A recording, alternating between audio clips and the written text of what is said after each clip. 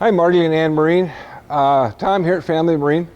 First of all, I want to thank you guys very much for the purchase of your new pontoon. Man, you guys are going to absolutely love this thing. It is just an awesome, awesome machine. So I'm back here in the showroom today.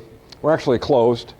I'm the only one here, and normally I always stand in front of the camera, but for today I'm going to be behind the camera for most of this video. And what I'm going to do is show you how to operate it, show you where all the gauges should read, show you all the things you need to know about this pontoon. So with that said, let's get started. Okay, starting up in the bow of the pontoon, as you can see, black with gray accent, black out package, 25-inch tubes. Obviously the tubes look great. There's our docking lights. LED docking lights. There's our LED navigation light, pop-up cleat. All we got to do is lift up on that a little bit and our cleat pops up. That little bracket right there, that's what you tie your boat bumper to. There's 4 of these on the boat, 2 on each side, and you tie your rope around that little hoop, and you can easily remove that hoop just by popping a little lever, so you can easily take your boat bumper on and off the pontoon. We'll go on the inside in a little bit. There's our port side gate. Power bimini, of course. I'll show you how that operates. There's another one of those cleats that you can tie your boat bumper to. Stern cleat. Stern anchor storage locker. Ski tow bar. Now if you're going to get a flagpole, there's an Allen screw up on top of that round thing up on top, and you just take that round thing off with your Allen wrench, plop the flagpole holder on and put the round thing back on using the Allen wrench. Fender holders, of course our engine. Now, being that we have 25.9 hours on this engine, it's already broken in. You don't have to do anything. So you're all set to go. Just turn the key and go. The prop that's on here is a 17-pitch Mercury Inertia Prop.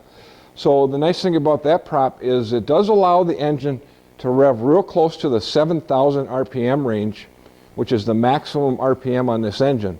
So the operating range is 6,000 to 7,000. Okay, here we are. We're going to go down the starboard side. That's our electric horn right there. Again, another pop-up cleat, navigation lights, docking lights, boat bumper cleats, and blackout. Oh, I love that blackout package. Obviously the tubes look fantastic. There's our stern boarding ladder, telescopic boarding ladder. Now, this is our battery on-off switch. Now I have the battery on position number 2 or both. You'll see that white arrow in the middle pointing kind of down and to the right. That's both batteries. If you flip the arrow straight up, it says off. If you flip the arrow to the right, it says on. And that would be one battery would be on. And then when you switch it to down and to the right, that's both batteries. There's 2 batteries, and I'll show you that. And then that little black thing next to that that says digital voltage sensitive relay, I'll explain that in a little bit when I show you the batteries inside. Our stern speakers. Next to those are our LED lights.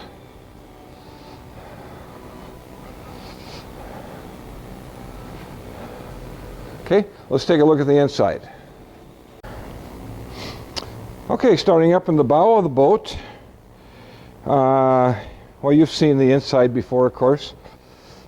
Big chase lounges up front, 2 of them. Armrests, all you do is grab hold of them and flip them down. That's pretty easy. Seat storage, you kind of lift up a little bit and then pull it towards you. Whoops. And the bifold hinges fold out of the way. Now you notice on this one, same thing over here on the other side, that little black bracket. That has to go under that plastic lip right there when you put the seat back in place. Okay, so this is the only seat that has that because the seat is extended. You'll see that these seats don't have that. But because that seat sticks out farther, a person could sit on the edge of the seat and it'll flip open on you. Well, we don't want that. So they put that little black bracket in there to prevent that from happening. So when you close the seat, you kind of flip it up a little bit, back end in first, like so, and then push down on it. Now that seat is locked into place. It's not going to flip up on you. This seat, again, as I mentioned, doesn't have that black bracket, so you can just easily flip it back into place. This seat, you stick your hand down in there and open it up this way. Okay, cup holders, yeah, 18 cup holders in this pontoon. That's a lot.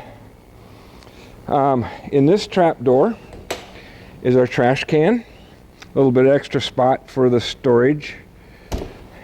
Our subwoofer, amplifiers under the console. Our table, of course we just open this up by opening that, twisting it, and pulling it, and then there's our legs.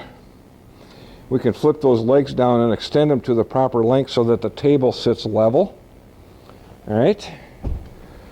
Cup holders, co-pilot's reclining helm chair. Oh, by the way, back up front. That little black thing right there, there's 2 USB jacks in that one. There's another one underneath this side, and there's more in the back. Okay. Little storage compartment. Glove box. There's your owner's manual. And circuit breakers for all the accessories on board the boat. All right. Dog dish down below, ski storage locker. Let's go back to the batteries. The only thing we really have left to do to this boat is to clean it. It's all set to go. Oh, by the way, that little round thing there that has a white and black and red sticker on it, no step, that's a fuel water separating filter. So once a year, throw a new one of those on. That'll trap any water that may accumulate in your fuel. I'm going to open up this. Okay, there's our 2 batteries. These are Interstate 800 cold cranking amp batteries. These are the largest ones that we have. One is your engine battery. This one over here, if you look at the white tag on the red wire, says engine. And the other one over here is your house. So here's what happens. The engine, the one battery is hooked directly to the engine, just for the engine, and the other battery is for the house. That's what operates all your accessories in your stereo. And then this voltage sensitive relay that's out here, what that does is it charges the lowest battery of the 2. So in other words, let's say you go over to the sandbar and you shut the engine off and you're listening to your stereo for 3-4 hours, and that house battery goes down to, say, half charge. You start your engine off of the engine battery, and the alternator that's on the engine will charge the battery.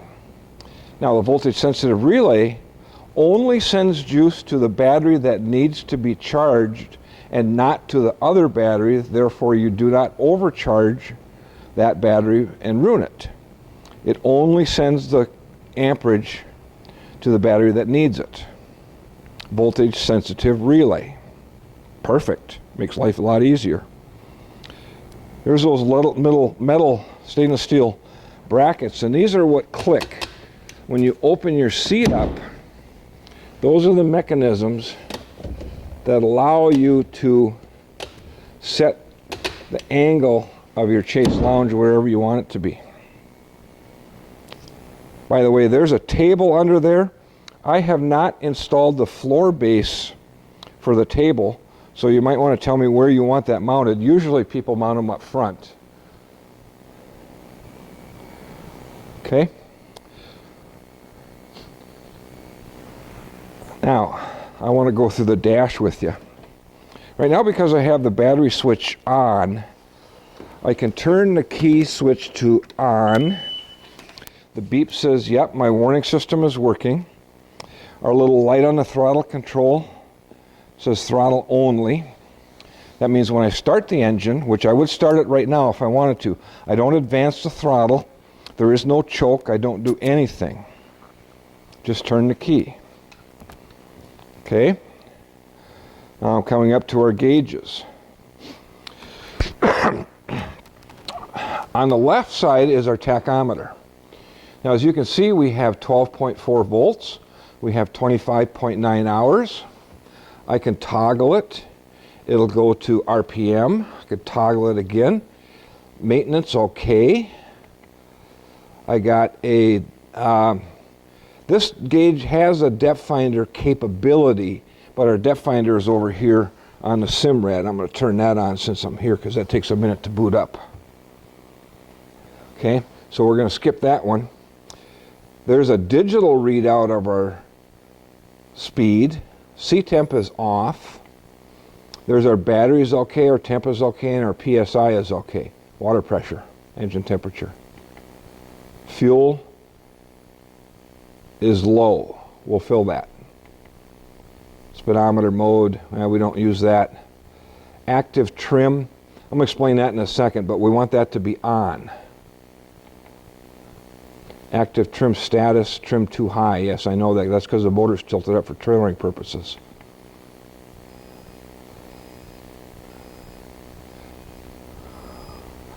Okay. Our Simrad is starting to boot up, so I go to accept. Fuel remaining low. Yep, I know that. Okay. Now let me go back to these gauges. So that's our tachometer. This is our speedometer. And again, we have different screens that we can toggle through. Low fuel, yep, I know that. Air temp, C-temp is off. Air temp in the shop here, our showroom is 53 today. Fuel percentage is 0 because it's empty. Average, that's our average fuel usage. We can toggle with that if we want. And there's our digital readout of our speedometer. I usually don't use that because we got an analog readout of our speedometer. We have an analog readout of our tachometer. Okay, so we go over to the Simrad. Now the Simrad duplicates some of the things that are in the gauges that we just looked at. So we have a speedometer on the left, we have a tachometer on the right, and you'll see the red line is at 7,000. That's because this is a 400 racing engine. The maximum RPM of this engine is 7,000. The operating range is 6,000 to 7,000 at wide open throttle. So we put a 17 pitch prop on there that will allow you to rev really close to 7,000 RPM at wide open throttle with a light load. 6,800 I believe is what I had it at. Okay. Down below you see, I don't know if you can see it or not because this camera might not be picking it up, is a trim gauge. Over to the left is a SOG, speed over ground in miles per hour. So if we were driving across the lake, we would have a speedometer up on the dash, we would have a speedometer on the lower left-hand corner of the Simrad, we would have a speedometer on the upper right-hand corner of the Simrad, speed over ground, miles per hour. Our depth, even though it says 9.5 feet right now, yeah, we're on a trailer. Depth finders don't work when they're out of the water. Below that is fuel, oil pressure, volts, engine hours, and water PSI. And then just to the left of the WTR is again a fuel as in gallons. So we have number of gallons left in our tank, and we have fuel percentage left in our tank. Okay, up on top we have 12.4 volts. Now, let's talk about active trim for a moment. If I go to, over on the left it says vessel control, I touch that, it says active trim status. Trim is too high. Okay, so what I'm going to do is I'm going to lower down the motor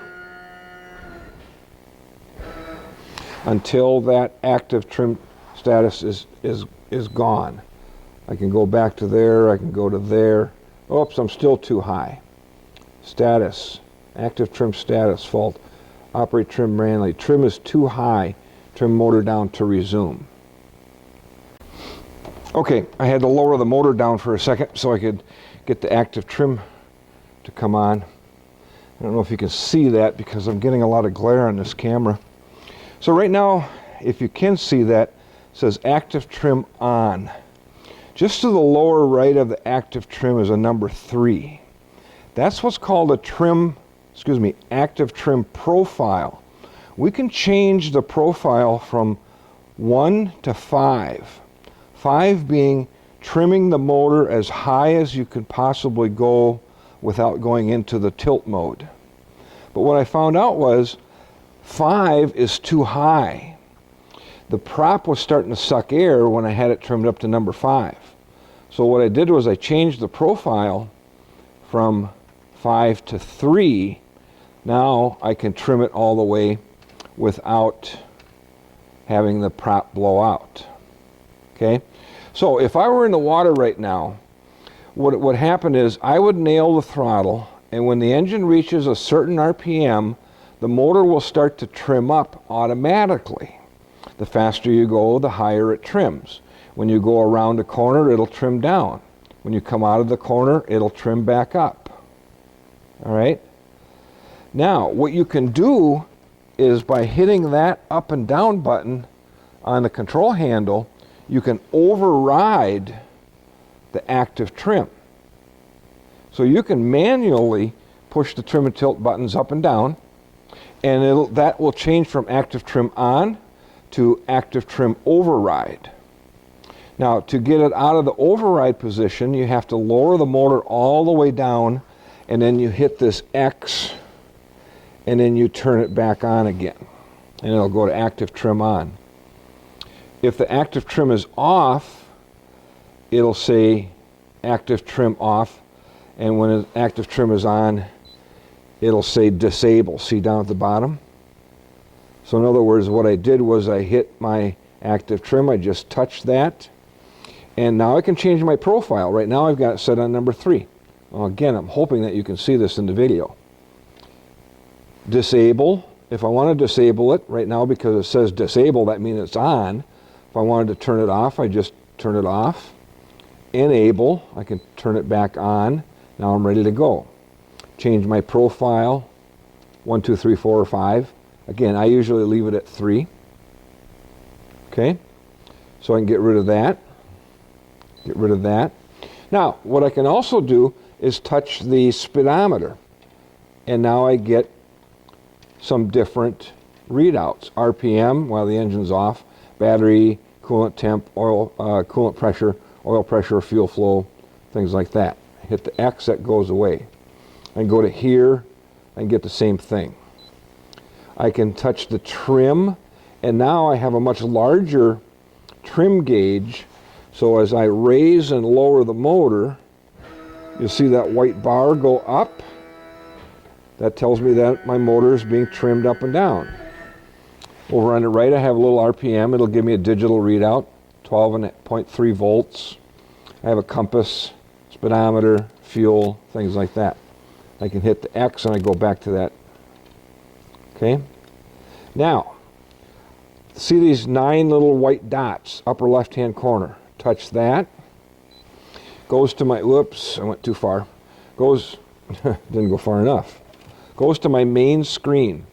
Normally, I'm going to use the engine down here. That's going to give me that screen.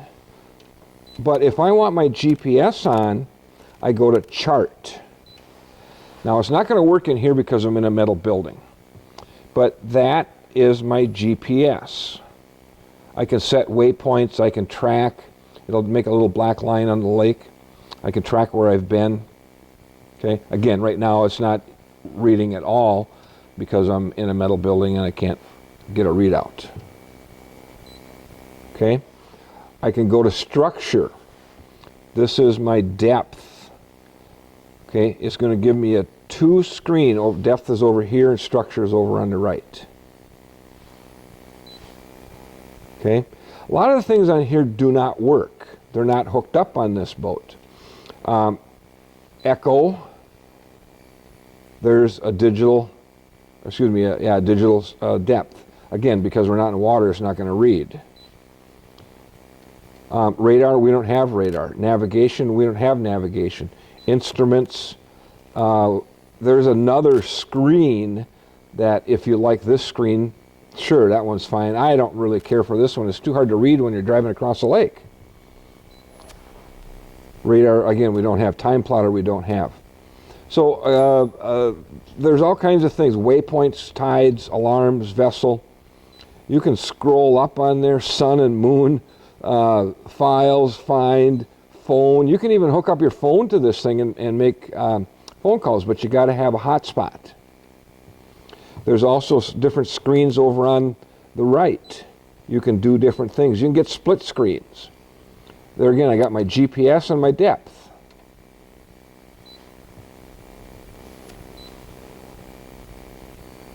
There's my GPS and a radar. Well, again, I don't have radar on this boat. There's our power button on the lower right.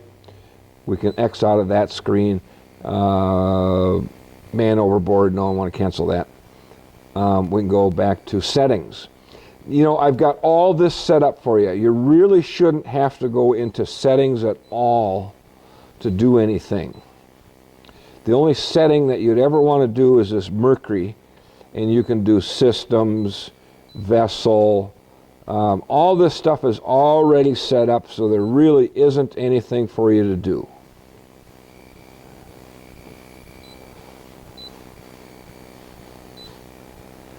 For me, 99% of the time, I'm going to have it on that screen, unless I'm using my GPS and I have it on chart. All right? So that's kind of simple. Sometimes this boots up when the key is turned on. Sometimes it doesn't. I don't know why that is. Most of the time it comes on after about a minute of having the key switch on. But if it doesn't, the power button is right down here. You can hit the power button, power off, settings, standby, blah, blah, blah. You can change your brightness for daytime or nighttime. There's your wireless controls. So I'm just going to power it off. It'll take a minute. Up here we have a little area for your cell phone. I found out that that's really nice to have because one time I had my cell phone sitting up on the dash on a real sunny day, and my cell phone went into overheat mode because it got so hot from the sun blaring on it. So it's nice to have it in a little storage compartment. There's our USB jack and our 1/8 inch jack if you want to hook up your cell phone to your stereo using your cords. Now, of course, the stereo is a Bluetooth, but from what I'm told is you get pretty good quality music listening to your cell phone, music on your cell phone via your Bluetooth, but not as good as it would be if you had a cord hooked up. Again, whether it's an 1/8 inch or a USB, it does give better sound if you have a cord hooked up. I don't have that good of an ear, so I can't tell the difference. Navigation lights, that's our bow and our stern, and anchor light would just be our stern. Courtesy lights, that one is not being used. Underwater lights, we don't have underwater lights. Under deck lights, we don't have under deck lights. Floor lights, yep, we got those. So there's a floor light, there's a floor light. There's a light underneath that speaker and a light underneath that speaker, and then 2 more lights out the back of the pontoon. Off is in the middle. Dimmer. Oh, you know, I never use this. Let's say we have our floor lights on, and watch what I do here. I can dim that light. See, it went off there. I can increase the amount of light coming out of those interior lights by using the dimmer. Bilge pump Okay, there's 2 bilge pumps in this boat, one underneath the floor storage and one ahead of the engine. Okay, these are automatic bilge pumps, so if you did get water in there, they would automatically come on and go off as they pump the water out. But if you wanted to check it manually, you could hit that. You can hear the rear one go on, a little red light comes on. Off is in the middle, down is the other bilge pump. Okay? When it's automatic comes on, that little red light right there, oops, will come on. Okay? Docking lights are headlights and our horn. All right? Tilt wheel, yep, there's a little button under here, you push it and you can tilt the wheel up and down. Okay, stereo. As I mentioned, yeah, it is Bluetooth. Now again, the stereo automatically comes on when you turn your battery switch on. I have looked through the Hertz manual. I cannot find anything in there that allows me to toggle that off. So the thing you have to remember is when your battery switch comes on, yep, your stereo is going to come on. I had shut it off earlier. So I just hit the power button, it comes on. Right now I've got a local radio station on. You can set your presets, volume. You can toggle through different radio stations using your left and right. You've got a light that you can change, red, green, blue. You can increase your subwoofer or decrease your subwoofer. I don't know if you can see that. Sub plus. I got it all the way up on 20. Sub decrease. You can bring it down. Okay. Mute. And then your menu. Presets. Save presets. Radio. Oh, you just turn this to go through the different ones. Bluetooth. When you turn your Bluetooth on your cell phone, darn it, I didn't bring my cell phone with me. It'll recognize that Bluetooth is trying to be connected, and all you got to do is just match or pair your phone with the Bluetooth on the radio. It's really easy to do. Okay, so the trick about these switches is when you're in the sunlight and you have a switch on, you see the little red light comes on there? It's hard to see that red light in the sunlight. So you could easily have one of these switches toggled on and walk away from the boat and your battery will go dead. So when you go back and shut that battery switch off, all these accessory switches are dead. That way you won't kill your battery. So I always recommend to people, hey, don't worry about this. As long as you shut your battery switch off when you're done using the boat, yeah, it doesn't matter. Even the same thing with the key switch. If you turn your key switch off, or leave your key switch on, I'm sorry, and shut your battery switch off, all that goes dead and you won't kill your battery. All right. Okay, power bimini. So first of all, see that little short arm right there and another one over here? These are what are called trailering brackets. And I'm going to lower these down into that silver knob right there. The switch is down here and it says canopy. So you push it up to go up and you push it down to go down. Just to the right of that is a power outlet, by the way. So for like spotlights or anything you'd normally plug into your car for the 1 inch round. Okay. So what I'm going to do this with my foot because I can't show you the video and do it all at the same time. I'm going to lower the bimini down.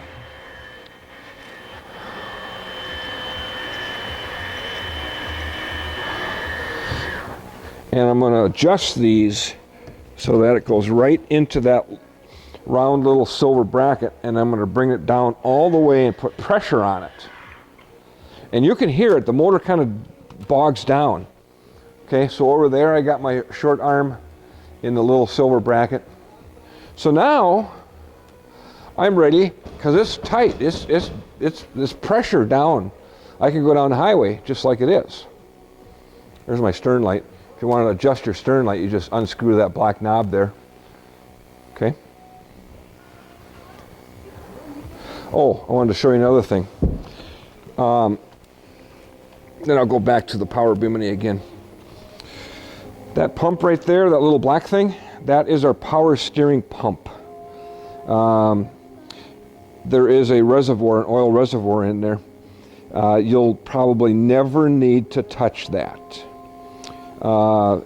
If for some reason you were to lose your power steering and you were low on fluid, and you can pull that black cover off and you can see the reservoir, that means there's a leak. That's not a good thing. We don't want any leaks. Okay, so again, our power bimini. Now, if you were going to open this bimini up and use it to protect yourself from the sunlight, what you want to do is lower the bimini down into this position, all the way down, and now we can go through and unzip and remove our boot. If I did this when the bimini was in the up position, the rear bar of the bimini would come slamming down into this position, and you might hurt somebody. So again, to open this bimini up, take your boot off, you have to be in this position, just like it is right here. You could, I'm not going to do it, but you could pull your boot completely off. Then you come up here and you hit your up button, and the bimini will lift up. Now, if I had the boot off, only one arm, the front arm, would open up, and this bimini would open up all by itself, and you would open it up all the way open, and then these arms right here, your support arms, will go into that metal bracket right there. Okay? Now, the reason that they have that front support arm is this bimini, without those arms, you cannot do more than 25 miles an hour. When you have those arms locked into that bracket right there, now you can go wide open with the bimini open. Won't hurt a thing. All right, but if you didn't have those, some boats don't have those, then there's a sticker on the bimini frame that says do not exceed 25 miles an hour. Well, that means 15 miles an hour into a 10 mile an hour headwind, right? I've had it happen where somebody was going too fast and they didn't have those front support arms, and the bimini frame literally collapsed to the back of the boat because it wasn't supported properly. So yeah, those front support arms are critical. All right. Okay, so now, a question I get often is how do I check oil? Well, first of all, 99% of the time, these outboard motors do not use oil. Golly, you know, in Minnesota, our average number of engine hours per summer is 40. You being in North Carolina, I'm sure that you'll get more than 40. And even at 40 engine hours, that's only like 1,000 miles on your car, right? It's not very many. So even if you get 60 or 80, and once a year engine oil change is just fine. So, but if you did want to check your oil, I'm going to set this camera down for a second. I'll see if I can aim it to me while I'm on that engine. Okay, you come back here, and right beneath the back there's an open slot, and there's a handle. You flip that handle and you can open up this hood. Okay, now yellow is oil. All right, I don't want to drop that. So over on the driver's side, whoops, no, maybe not. I'm looking for a yellow dipstick. There's our yellow fill cap back there. that's where we put oil in when we change it, or if you needed to add it. Oh, there it is down there. You can see that little yellow knob down there. That's our dipstick. That tells us how much oil we have in it. Supercharged.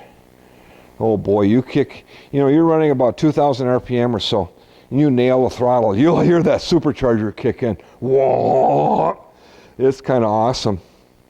And you'll feel the power, man. That supercharger kicks in and whoa, baby. There's our power steering cylinder on the front of the engine down there. 2 hoses going to it. They're connected to that pump that I showed you a little bit ago. Of course, that's where we fill our gas. Now, I don't know what kind of fuel is being sold in North Carolina, particularly on the water. This engine is made to run on 87 octane gas with up to 10% ethanol. All right? If we ever go to E15, nope, can't use it. I don't recommend that gas. I recommend 91 non-oxygenated. Here in Minnesota we have pumps. Not all stations have it, but some of the gas stations have a pump, and there's a little white sticker on the pump. It says non-oxygenated, to be used in classic cars, snowmobiles, motorcycles, boats, RVs, ATVs, chainsaws, lawnmowers, things like that. There's no alcohol in that gas. And here's the problem that we have with alcohol. Now, don't get me wrong, I'm not criticizing ethanol. We have a lot of farmers around here that rely on the corn that they grow for the ethanol. But the problem is that, let's say your boat sits for a month without being used and you have 87 octane fuel with 10% ethanol. The ethanol can separate from the fuel and settle to the bottom of the tank. Now, alcohol naturally absorbs moisture. So what it'll do is it'll draw moisture into the fuel tank, humidity, condensate it, and turn it to water, and then the alcohol will mix with it, and it settles to the bottom of the fuel tank. Okay, so you start up your engine, and of course your fuel pickup in the fuel tank is at the bottom, and this blob of alcohol/water moves over to the fuel pickup, and the next thing you know, you're burning alcohol/water in your engine, and it don't run. So now what we got to do is go into this engine and clean out the whole fuel system. Get rid of that alcohol/water. And what's really bad is I've seen it happen where the alcohol will gel. It looks like clear Jell-O pudding. It's terrible. And oh my gosh, that's a full day cleaning a fuel system on an engine like this. It's a lot of labor. So my recommendation is use 91 octane non-alcohol, or what they call non-oxygenated. Okay. Oh, one more thing. I was just climbing out of the boat. I wanted to point this out. That's your transducer for your depth finder. Okay. So in order for a depth finder to work properly, we have to have solid water, no air bubbles, on the bottom of the transducer. Now what can happen is, let's say you're driving across the lake and you hit a twig, and this transducer pops up out of the way. It's made to do that. And all of a sudden your depth finder goes wacko, it just doesn't work anymore. Yeah, there's a sign that you hit something and this transducer has popped up. So just come back here, flip it down. Want a little bit of a down angle. So the more solid water that hits the bottom of that transducer, the better. Okay, care and maintenance on the boat. Let's start with the vinyl. In the owner's packet is a do's and don'ts of vinyl. It'll tell you you can use a mild detergent. You can use Fantastic. But don't use aggressive detergents like 409. It'll tell you what you can't use in there. We just use a mild detergent like dish soap, some hot soapy water, scrub brush, and a rag. And scrub it, because dirt gets down into the pores of the vinyl. Hit it with a scrub brush, wipe it off with a rag or a garden hose or a bucket of water or whatever you want. The flooring. Oh, let me finish. Vinyl. Protectant. You can use a protectant on the vinyl as long as there's no silicone in the protectant. Some protectants like Armor All have silicone. That's what makes it shiny. And the silicone will clog the pores of the vinyl, not allowing the vinyl to breathe, and then the vinyl gets hard and brittle and cracks and tears. So if you go to your local boat shop, they will sell you the correct protectant. The reason we want to protect it is from the ultraviolet light from the sun. Although the vinyl comes with a UV inhibitor built into it already, I'm kind of anal, and I treat my pontoons with a UV inhibitor once a year, usually in the spring, then I'm good to go. And I'm here to tell you, Boat Bling, if you can find vinyl sauce by a company called Boat Bling, that stuff is fabulous. If you treat your vinyl with Boat Bling vinyl sauce once a year, you'll bring this boat back in 20 years and that vinyl will look just like that. It's just amazing.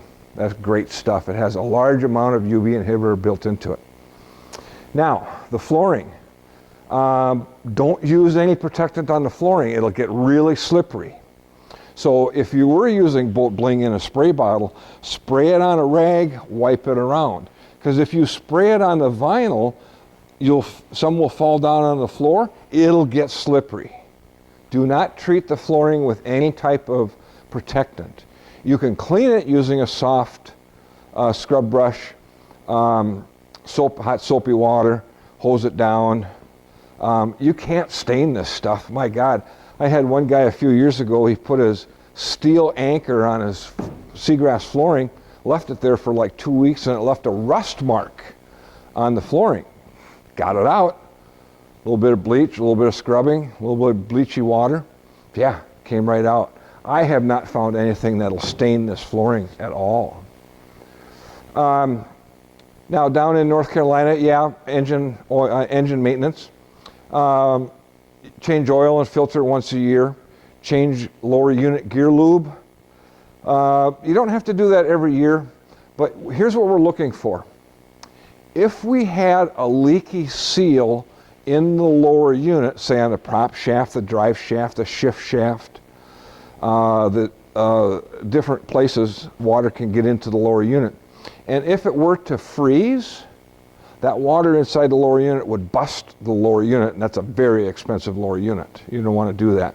So the worst thing, the least thing that we do is we check the lower unit, because water is heavier than oil. Any water that may accumulate in the lower unit will settle to the bottom.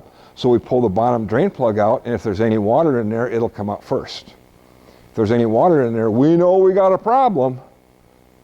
There shouldn't be water in there.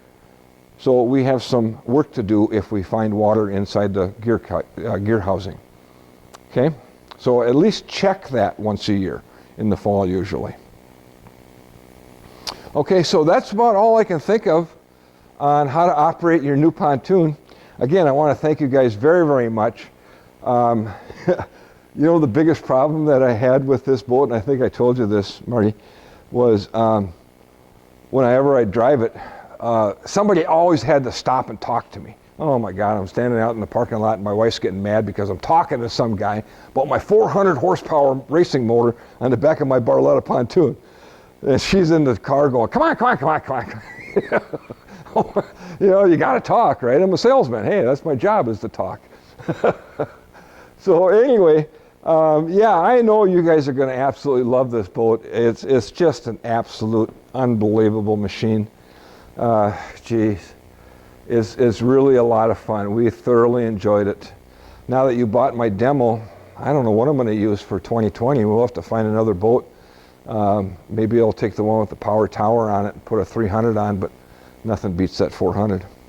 So anyway, again, thank you guys very much. And if you have any questions, Marty, you know how to reach me. You can text me, you can email me. I usually stay pretty close to my phone, although sometimes I'm back in the shop and my phone is on my desk, so I don't hear it ring. But if you call, leave a message. If you text, texting works better. I check my email 15 times a day. That works too. By the way, that's familymarine@hotmail.com. You have my phone number. So again, any questions that you might have, just give us a call. So again, thank you guys very much. Appreciate your business and have fun.